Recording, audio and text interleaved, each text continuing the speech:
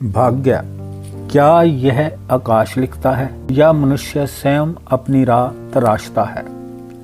रात के सन्नाटे में ये सवाल हवा को भी चीर देता है। दूर आकाश की गोद में एक रहस्य जागता है। आकाश हमेशा से एक ग्रंथ रहा है, एक ऐसा ग्रंथ जिसे पढ़ने के लिए आंख नहीं, दृष्टि चाहिए। प्राचीन ऋषियों ने महसूस किया कि ग्रह बोलते नहीं, पर हर ग्रह की चाल मनुष्य की धड़कनों में गूंजती है। यह विज्ञान नहीं, एक ब्रह्मांडीय लय है जिसे समझने वाले बहुत कम हैं, और जो समझ जाते हैं वह साधारण नहीं रहते। कहते हैं जब समय का जन्म भी नहीं हुआ था तभी ब्रह्मा ने एक गुप्त विद्या रची, ज्योतिष। उन्होंने प्रकाश को क्षणों में, क्षणों को नक्षत्रों में और नक्षत्रों को समय की धड़कन में बदल दिया। यह विद्या समय की गुणवत्ता बताएगी, पर परिणाम कभी नहीं। फिर ब्रह्मांड में 9 प्रकाश प्रकट हुए। सूर्य आत्मा का दाता, चंद्र मन का आईना, मंगल अग्नि और संघर्ष, बुध चेतन बुद्धि की हरित चमक, गुरु धर्म का दीप, शुक्र सुंदरता और प्रेम, शनि कर्म का न्याय, राहु ब्रह्म की धुंध और केतु मोक्ष की ज्वाला।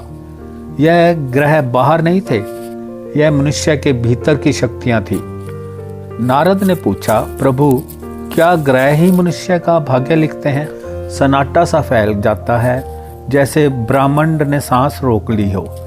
फिर हल्की मुस्कान के साथ आवाज गूंजती है, नहीं नारद, ग्रह भाग्य नहीं लिखते, ये केवल बताते हैं कि समय कैसा है।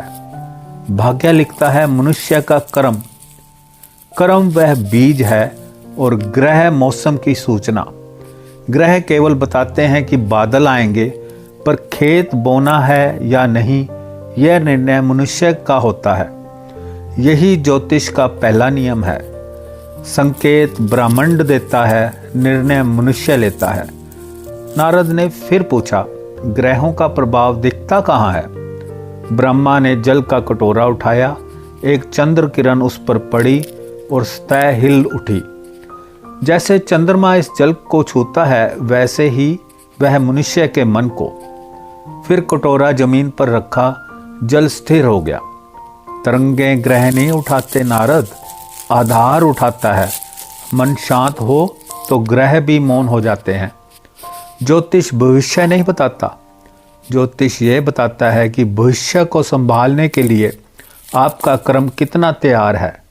किसी के जीवन में अवसर चमकते हैं, किसी के जीवन में संघर्ष, पर दोनों ही समय की गुणवत्ता है, भाग्य नहीं। नारद ने अंतिम प्रश्न किया, प्रभु क्या ग्रह मनुष्य के बाहर रहते हैं? नहीं नारद, ग्रह बाहर नहीं, मनुष्य के भीतर काम करते हैं। आकाश का हर नियम मनुष्य के भीतर की गहराई में छिपा है। ज्योतिष बाहर को नहीं, भीतर का मानचित्र है। धीरे धीरे अंधेरा लौटता है, तारे शांत हो जाते हैं और आखिरी पंक्ति गूंजती है, ज्योतिष ब्रह्मांड को नहीं पढ़ता, ज्योतिष वह प्रकाश पढ़ता है जिसे मनुष्य अपने भीतर जलाकर भूल चुका है।